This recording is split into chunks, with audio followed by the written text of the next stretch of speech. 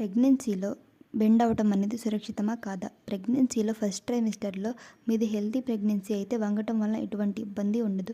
అయితే ఎక్కువగా వంగడం మాత్రం చేయకూడదు. అలాగే సెకండ్ ట్రైమిస్టర్ నుండి ఎక్కువగా వంగకపోవటమే మంచిది. ఉమ్మనీరు బేబీకి కొంతవరకు రక్షణ కవచంలా పనిచేసి అసౌకర్యాన్ని కల్పించనప్పటికీ బేబీ బంప్ పెరిగే కొద్దీ మనం గ్రావిటేషన్ ఫోర్స్‌ని కోల్పోతాం. అందువలన బ్యాలెన్స్ కోల్పోయే రిస్క్ ఉంటుంది. అందువలన అధికంగా బరువులు ఎత్తడం, ఎక్కువసేపు నిలబడడం వంటివి సెకండ్ ట్రైమిస్టర్ నుండి చేయకపోవటమే మంచిది. అలాగే గర్భిణీలు వంగినప్పుడు బేబీ బంప్ కారణంగా వారు కొంత వెన్నునొప్పికి గురవుతారు.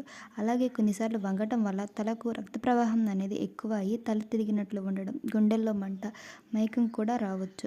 అయితే మీరు వంగాలి అనుకుంటే మోకాళ్ళపై వంగటం అనేది మంచిది. అలాగే రోజులో 1 లేదా 2 సార్లు వంగటం వల్ల ఎటువంటి ఇబ్బంది ఉండదు. ఒకవేళ మీరు ఎక్కువగా వంగాలి అనుకుంటే డాక్టర్ సలహాని తీసుకోవటం మంచిది. If you like this video please do like, share and subscribe.